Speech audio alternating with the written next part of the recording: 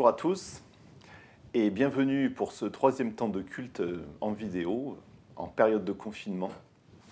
Comme Jésus nous l'a enseigné, ce n'est pas le lieu où l'on fait le culte, ni même sa forme qui importe pour Dieu, mais le fait de vivre et d'adorer Dieu en esprit et en vérité.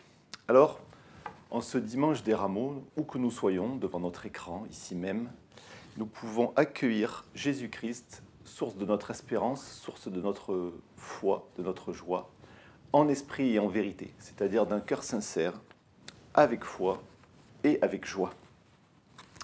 Le Seigneur nous appelle, le Seigneur nous rassemble, le Seigneur nous unit, il est présent parmi nous. Je vous invite à le prier. Père, nous te remercions pour ce jour et cette heure mis à part dans notre vie. Voici un temps de paix, un temps d'écoute et de louange. Par ton esprit, apprends-nous à vivre en communion avec Jésus-Christ. Amen. Nous rejoignons maintenant Stéphane Kitt qui nous accueille chez lui pour un temps de louange et de prière. Bonjour, je suis heureux de vous accueillir pour ce temps de louange. Je vous invite à prier avec moi pour remettre ce temps à notre Dieu. Seigneur, nous te remercions parce que même si nous ne sommes pas réunis physiquement, tu es là avec nous, partout où nous sommes. Le temps et l'espace ne sont pas des limites pour toi et tu es prêt à venir vers nous, quelles que soient nos circonstances. Et je te demande d'ouvrir nos cœurs, que nous puissions faire monter vers toi ce qui nous habite et aussi recevoir de toi ce que tu veux nous dire aujourd'hui. Au nom de ton Fils. Amen. Nous ne nous retrouvons pas physiquement, mais nous avons la chance de vivre à une époque où nous disposons de nombreux moyens de communication. Notre communion fraternelle change de forme, mais elle continue, voire même elle s'enrichit. Nous continuons à prendre des nouvelles les uns des autres tout au long de la semaine. Imaginez ce que ressentaient les proches des missionnaires par le passé, lorsqu'ils partaient pendant des années et que les nouvelles mettaient des mois à arriver. Imaginez ce que ressentent encore nos frères et sœurs à travers le monde qui sont isolés et ne peuvent pas facilement communiquer. Bien sûr, la communication, ce n'est pas réservé aux chrétiens. Avec mes collègues, la communication aussi continue. Et comme vous pouvez l'imaginer, les conversations ont tendance à porter sur la question du confinement. Récemment, un de mes collègues a parlé de ce qu'il prévoyait de faire après le confinement. Un grand barbecue avec ses voisins et ses amis. Et ça se comprend avec les beaux jours qui arrivent et la solitude, l'isolement, le manque de contact direct. Mais ça m'a fait penser à une autre fête qui nous attend. Nous qui avons placé en Dieu notre confiance et reconnaissons Jésus comme Seigneur et Maître. C'est une fête autrement plus grande que le barbecue de mon collègue. Et bien sûr, c'est la fête des noces de l'agneau. Lorsque nous serons tous, l'Église, l'épouse, réunis avec Jésus. En tant que chrétiens, nous sommes d'une certaine façon confinés dans ce monde en attendant cet événement présent dans le monde, mais plus du monde. Et nous attendons nous aussi la fin du confinement, l'avènement plein et entier du royaume de Dieu. Et si nous avons cette espérance, c'est uniquement grâce à Jésus, qui seul est digne de nous réconcilier avec Dieu. Lisons ensemble au chapitre 5 de l'Apocalypse, verset 6. « Et je vis, au milieu du trône et des 4 êtres vivants, et au milieu des vieillards, un agneau qui était là, comme immolé. Il avait 7 cornes et 7 yeux, qui sont les 7 esprits de Dieu envoyés par toute la terre. Il vint, et il prit le livre de la main droite de celui qui était assis sur le trône. Quand il eut pris le livre, les 4 êtres vivants et les 24 vieillards se prosternèrent devant l'agneau, tenant chacun une harpe et des coupes d'or pleines de parfums, qui sont les prières des saints.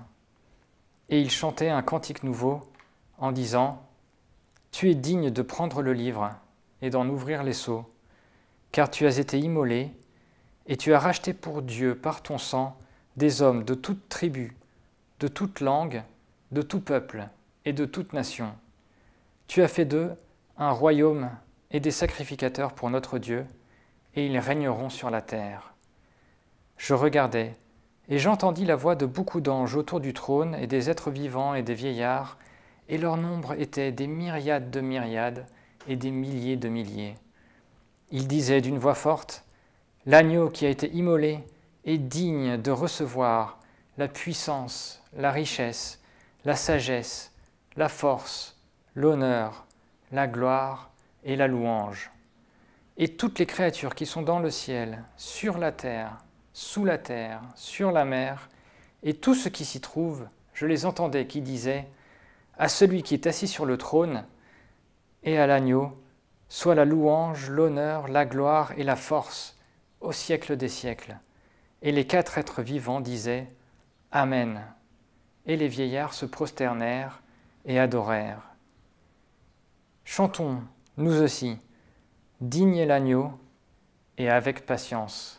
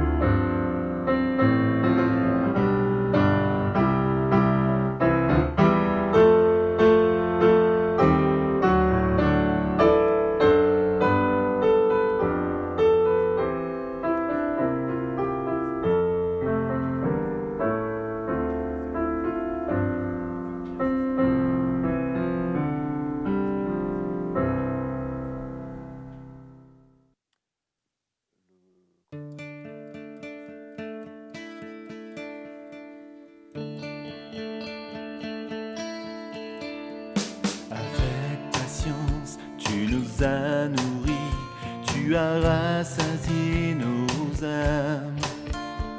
Avec patience, tu nous as conduits sous ta nuée, sous ta flamme. Tu es le rocher qui nous a suivis au travers du désert. Tu es la source d'eau qui jamais ne tarit, l'eau pure qui désaltère. Nous reconnaissons que tu es fidélité. D'âge en âge, tu es le même. Tu conduis ton peuple sur la terre. Nous reconnaissons que tu es fidélité.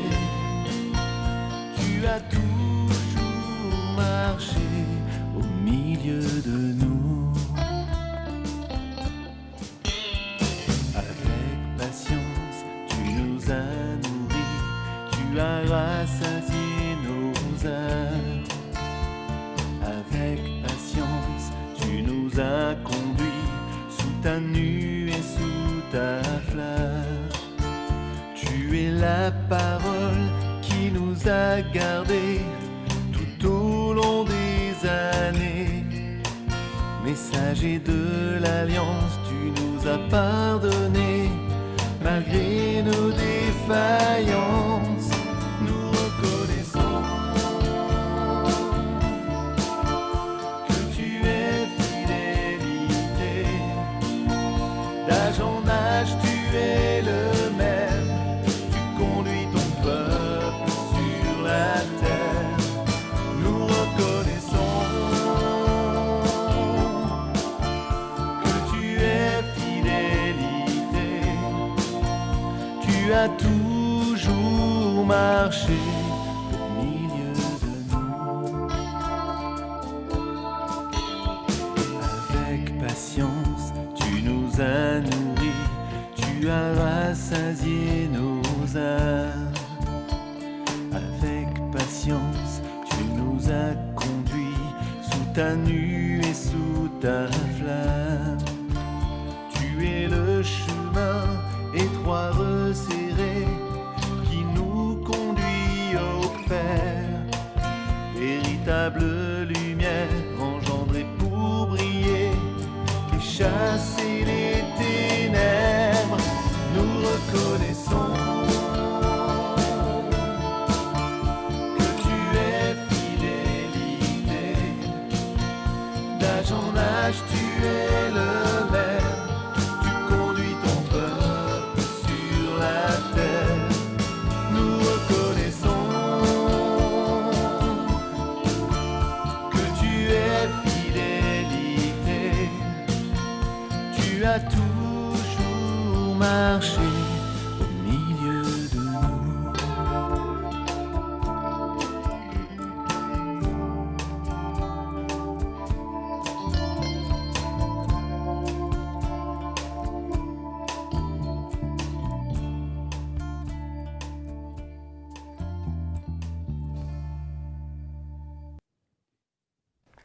Tu es le chemin étroit, resserré, qui nous conduit au Père. Cette phrase reflète ce que Jésus a dit à ses disciples lorsqu'il leur a promis une place à ses côtés. Dans l'évangile de Jean, au chapitre 14, nous pouvons lire « Que votre cœur ne se trouble point. Croyez en Dieu et croyez en moi. Il y a plusieurs demeures dans la maison de mon Père. Si cela n'était pas, je vous l'aurais dit. Je vais vous préparer une place. Et lorsque je m'en serai allé, et que je vous aurai préparé une place, je reviendrai, et je vous prendrai avec moi, afin que là où je suis, vous y soyez aussi. Vous savez où je vais, et vous en savez le chemin. » Thomas lui dit, « Seigneur, nous ne savons où tu vas.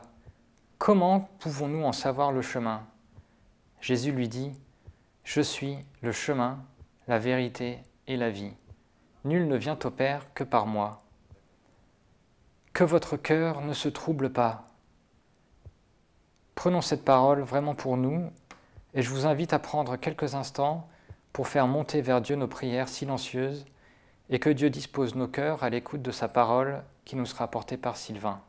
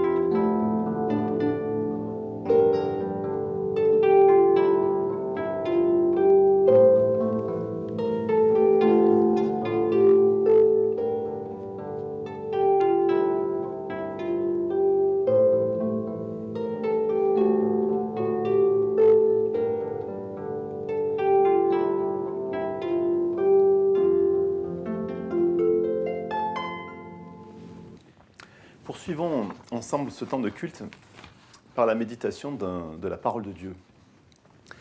Et une question pour commencer. Dieu, guérit-il encore aujourd'hui? En cette période de pandémie, bien sûr, beaucoup d'entre nous s'interrogent sur ce point. Et le passage biblique d'aujourd'hui amène aussi cette question. C'est un passage du livre des Actes, écrit par l'évangéliste Luc, un passage qui nous amène au 1er siècle après Jésus-Christ, juste après la mort de Jésus, dans une période assez extraordinaire. L'Église naît à ce moment-là avec le don du Saint-Esprit accordé à tous le jour de la Pentecôte. Tous les croyants reçoivent le Saint-Esprit. Et suite à la prédication puissante des apôtres, qui sont remplis de l'Esprit de Jésus, eh bien, de nombreuses personnes décident de suivre le Christ.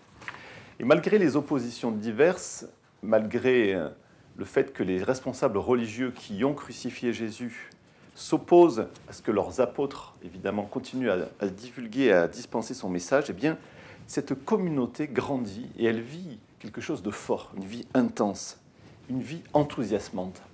Et Dieu se manifeste avec puissance, de façon spectaculaire, au milieu d'eux. Frédéric Separi a médité la semaine dernière ce passage qui raconte comment les deux apôtres guérissent un homme qui souffre d'un handicap moteur. Et nous lisons la suite dans le livre des Actes, toujours, au chapitre 5, et je lirai à partir du verset 12. De nombreux signes extraordinaires et prodiges étaient accomplis par les apôtres parmi le peuple. Les croyants se tenaient tous ensemble dans la galerie à colonnes de Salomon. Personne d'autre n'osait les approcher de près, et pourtant, le peuple les estimait beaucoup. Une foule de plus en plus nombreuse d'hommes et de femmes croyait au Seigneur. Et l'on se mit à amener les malades dans les rues. On les déposait sur des civières ou des brancards, afin qu'au moment où Pierre passerait, son nombre au moins recouvre l'un ou l'autre d'entre eux. Une multitude de gens accouraient aussi des localités voisines de Jérusalem. Ils amenaient des malades et des personnes tourmentées par des esprits impurs, et tous étaient guéris. Je l'avoue, voilà un passage qui ne me laisse pas indifférent. Il suscite en moi de l'enthousiasme, bien sûr, et puis aussi peut-être un peu de mélancolie. Quel contraste entre cette Église du début et celle que nous connaissons. Et ces quelques versets sont aussi un défi pour ma foi en ces temps de pandémie. Tous étaient guéris. Et je pense au bilan présenté chaque jour par les autorités. Tous étaient guéris. Est-ce vraiment possible? Est-ce vraiment possible aujourd'hui? D'un côté, ce passage peut nous sembler nous parler d'un autre monde, d'une autre réalité. Et pourtant, ce sont bien des faits que Luc, qui est un médecin rigoureux, cherche à rapporter ici. Et il le rapporte avec enthousiasme. On a l'impression que, en tout cas, on sent qu'il est émerveillé par ce que Dieu fait. C'est comme s'il n'y avait pas de mots assez forts pour dire à quel point il est enthousiaste, à quel point la période qu'il décrit est bénie. Il parle de nombreux signes, une foule de gens de plus en plus nombreuses qui croient, une multitude de gens qui accourent de toute la région pour apporter des malades, et puis évidemment cette affirmation qui, encore une fois, ne peut pas nous laisser indifférents. Tous étaient guéris. Ce qui suscite l'admiration de Luc, c'est la façon dont Dieu se manifeste. De nombreux signes extraordinaires et prodiges étaient accomplis par les apôtres parmi le peuple. Alors, que peuvent bien être ces signes et ces prodiges? Dans le Nouveau Testament, le plus souvent, les signes, ce sont des actions, des faits, des événements qu'on ne peut pas attribuer aux êtres humains seuls et qui confirment que Dieu est en train d'agir. Et on pense typiquement aux guérisons, en particulier les guérisons accomplies par Jésus, mais pas seulement.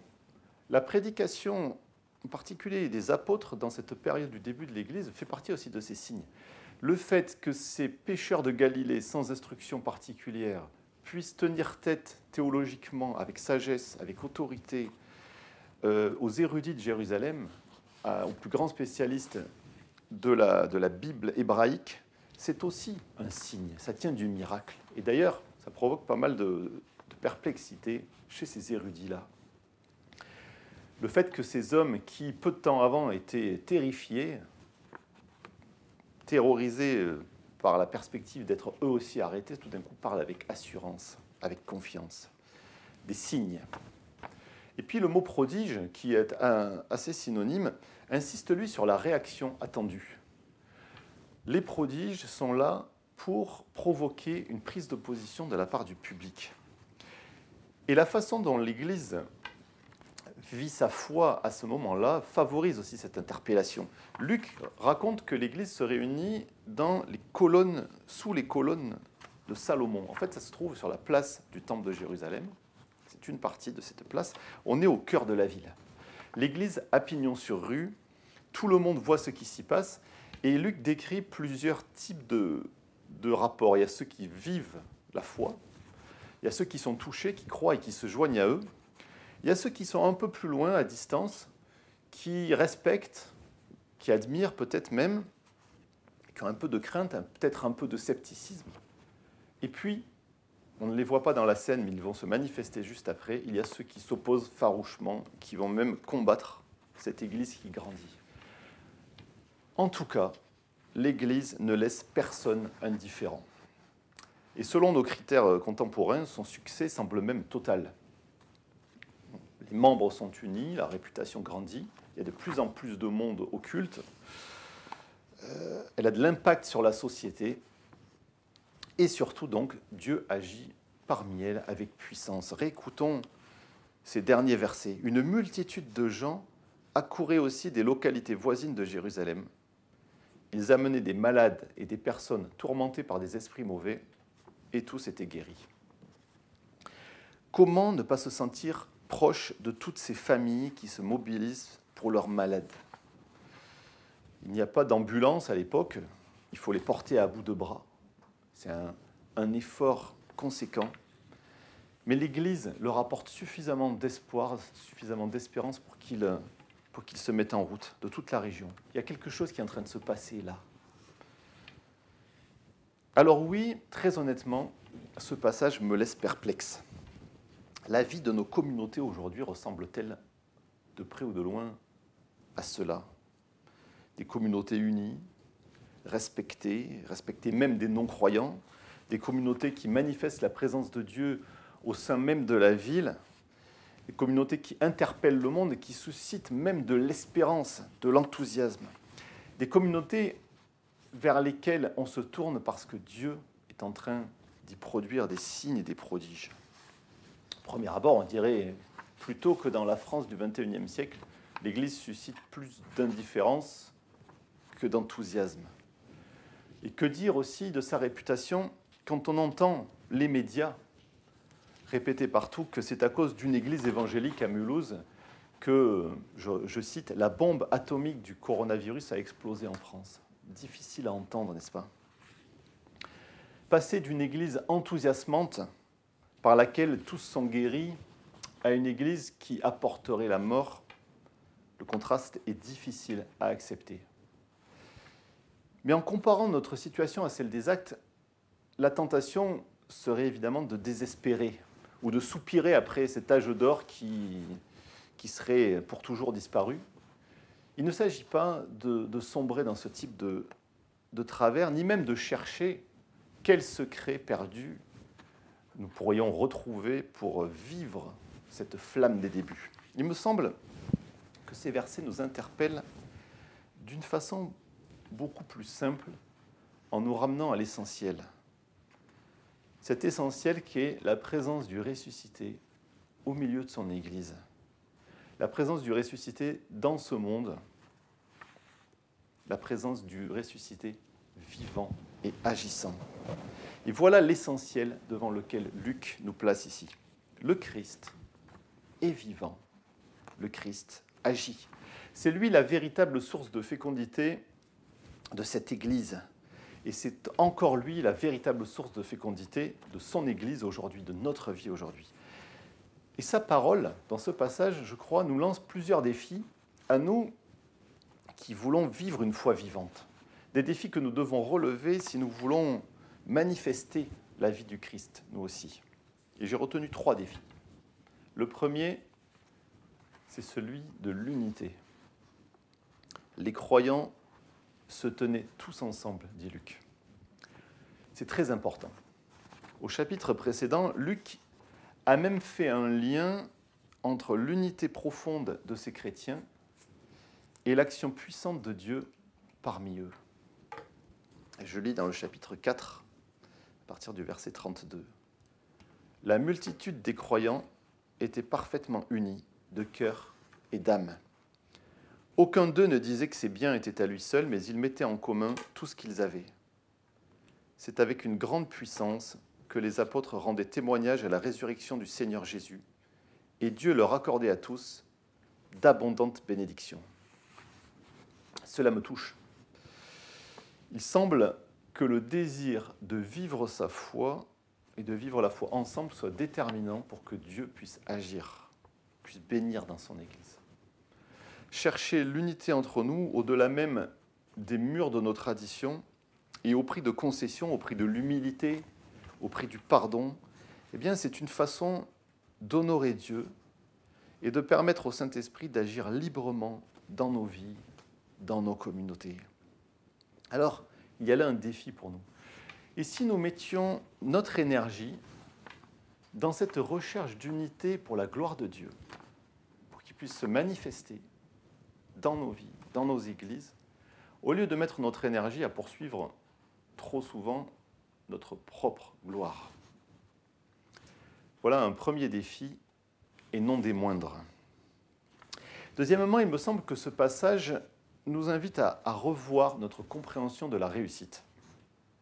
Au lieu de nous lamenter parce que nous ne réussissons pas, en tout cas nous pensons ne pas réussir à vivre une vie d'église aussi florissante que cette église d'Acte 5 semble le faire, élargissons notre regard. Il se trouve d'abord que cette communauté, eh bien, dans peu de temps après plutôt, va être dissoute suite à une période de persécution.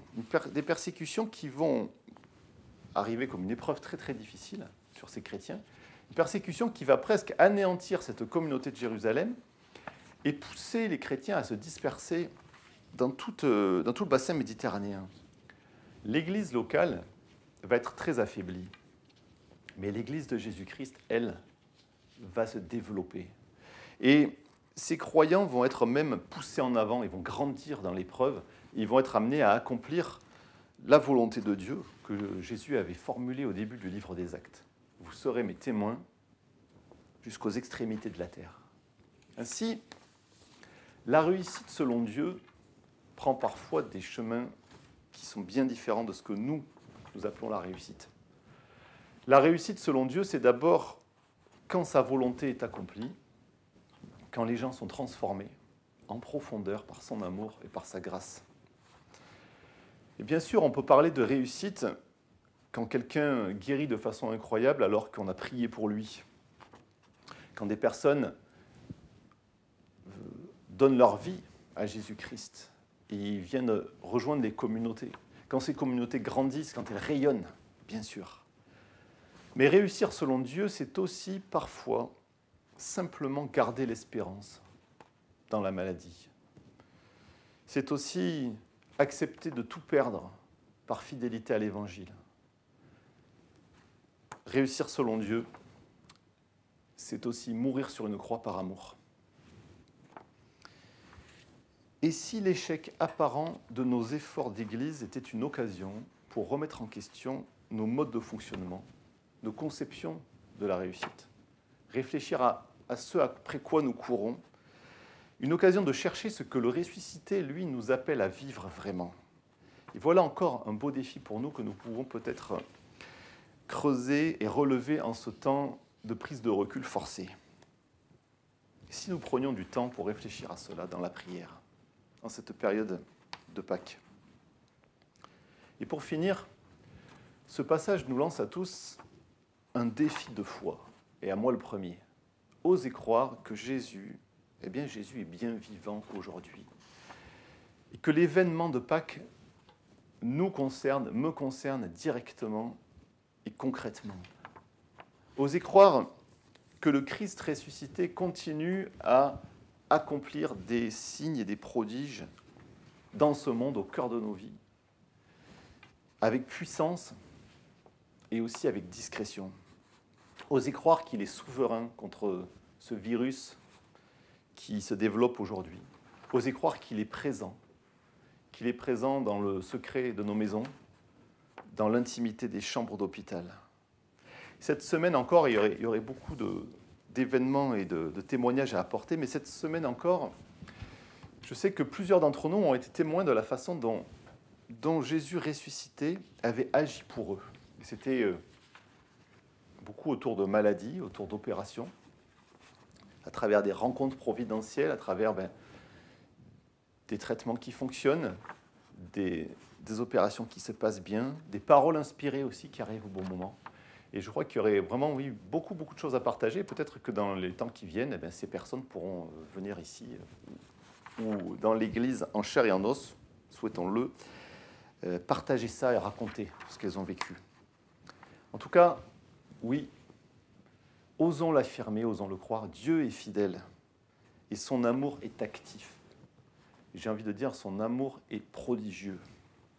Alors, et si nous décidions de quitter le cercle des sceptiques, le cercle des observateurs, de ceux qui se tiennent un peu à distance, et que nous osions, chacun à notre niveau, faire un pas de foi. Même un pas de foi un peu hésitant, un peu maladroit, comme sont souvent nos pas de foi. Et si nous nous laissions inspirer par la foi simple de ces gens qui transportent leurs proches, qui accourent pour les présenter aux apôtres. Pour certains, il y aurait beaucoup à dire là-dessus, mais pour certaines de ces personnes, la foi part même en superstition. Luc raconte que certains essayent même de toucher l'ombre de Pierre en espérant être guéris. Il y a quelque chose d'excessif, de maladroit dans leur élan, mais Dieu montre ici beaucoup de bienveillance envers eux. Et il répond quand même à leurs prières. Et tous étaient guéris. Alors, soyons assurés qu'il fera la même chose avec nous. Nous pouvons venir vers Jésus. Nous pouvons aussi porter nos proches, nos malades à nous, dans la prière jusqu'à lui, avec cette même foi hésitante et sincère. Cette même espérance que oui, le Christ est ressuscité et que oui, il peut guérir encore aujourd'hui. Et qu'il est une source de vie pour tous ceux qui se confient en lui. Soyons-en assurés, le Christ ressuscité sera là pour nous. Il saura guérir nos cœurs fermés, endurcis. Il saura parler à notre intelligence. Il saura aussi bénir nos corps. À lui seul soit la gloire au siècle des siècles. Amen.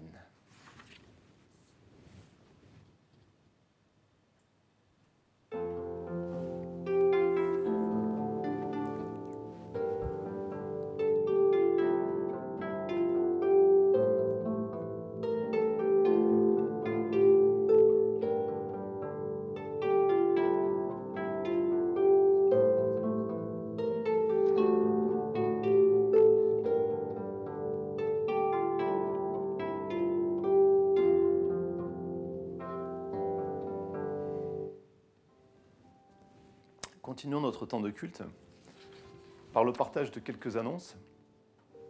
La première, puisqu'on parle de la vraie vie et de la façon dont les choses se passent, pour évoquer la question du don. Vous avez été nombreux à nous interpeller là-dessus. On a constaté une baisse de 50% des dons actuels par virement par rapport aux dons habituels. Donc, voilà, si vous souhaitez pouvoir donner, vous voulez recevoir par exemple un RIB de l'Église, il vous suffit d'envoyer un mail à l'adresse qui s'affiche, trésorier@eul-lyon.org, et puis le trésorier sera heureux de vous donner toutes les indications pour que vous puissiez continuer à donner comme vous le faites habituellement. Une deuxième annonce qui concerne la semaine qui s'ouvre. Nous allons rentrer donc à partir de demain dans ce qu'on appelle la semaine sainte, la dernière semaine avant Pâques. Aujourd'hui, c'est donc le dimanche des Rameaux. Et pendant cette semaine sainte, nous vous invitons à vivre un temps de jeûne et de prière, comme nous avons l'habitude de le faire. C'est peut-être l'occasion pour nous d'oser ce pas de foi que j'évoquais il y a un instant. Vous trouverez sur le site de l'Église et puis via la newsletter de notre Église, un livret, un petit livret à télécharger, dans lequel vous aurez chaque jour une méditation, du matériau pour soutenir votre prière et vos temps de prière avec Jésus. Le sujet que nous avons choisi, « Seigneur, enseigne-nous à prier », nous amène à prier avec Jésus, en suivant son exemple, en nous laissant inspirer par ses enseignements, sa façon à lui de prier. Et prier aussi par lui. Pendant cette semaine sainte, nous vous invitons aussi à vivre un temps de célébration sur cette même chaîne YouTube vendredi soir à 19h pour la célébration du Vendredi Saint. Une célébration que nous allons essayer de vivre de façon communautaire, un temps pour écouter le récit de la Passion dans la Bible et pour méditer aussi ce que le Christ a fait, jusqu'où il est allé, par amour pour nous. Et puis enfin, dimanche prochain, ce sera le culte de Pâques qui sera présenté en vidéo, exactement comme aujourd'hui. Pendant la semaine, surveillez quand même vos mails. Si vous êtes inscrit à la newsletter, il y aura sans doute d'autres événements qui seront proposés par les différentes églises chrétiennes de Lyon autour de Pâques. Donc si jamais il y a du nouveau, on vous partagera les ressources, peut-être une aube pascale en vidéo le dimanche matin. Enfin, tout ça, c'est à confirmer et à suivre. Je vous invite maintenant à retrouver Stéphane pour vivre un temps de prière d'intercession ensemble. Je vous invite à vous joindre à moi pour une prière d'intercession. Seigneur, nous te remettons ton Église, un peu malmenée ces dernières semaines, qu'elle ne soit pas une occasion de chute pour nos concitoyens, mais qu'elle puisse demeurer ta fidèle ambassadrice dans ce monde. Nous te remettons les autorités, entoure-les de personnes qui puissent être de bons conseils et permets qu'elles soient entendues. Nous te remettons les malades, ceux qui les accompagnent et ceux qui sont dans le deuil. Approche-toi d'eux. Nous te remettons en particulier les soignants, médecins, infirmières, infirmiers, brancardiers, ceux qui apportent les repas aux personnes hospitalisées, les aumôniers. Donne-leur de la force en ces temps particulièrement difficiles et ne permets pas que les promesses qui leur sont faites soient oubliées. Nous pensons aussi aux familles des malades et des mourants qui doivent rester à l'écart. Nous te remettons enfin nos proches que nous nommons maintenant en silence devant toi. Couvre-les de ta protection et entoure-les de ta grâce. Qu'à toi soit le règne et la puissance au siècle des siècles, au nom de ton Fils. Amen. Et je rends la main à Sylvain pour la fin de notre culte. Recevez la bénédiction de la part de Dieu. Que Dieu, la source de l'espérance, vous remplisse d'une joie et d'une paix parfaite par votre foi en lui, afin que vous soyez riches d'espérance par la puissance de l'Esprit Saint. Un bon dimanche et une bonne semaine à tous dans la présence du ressuscité.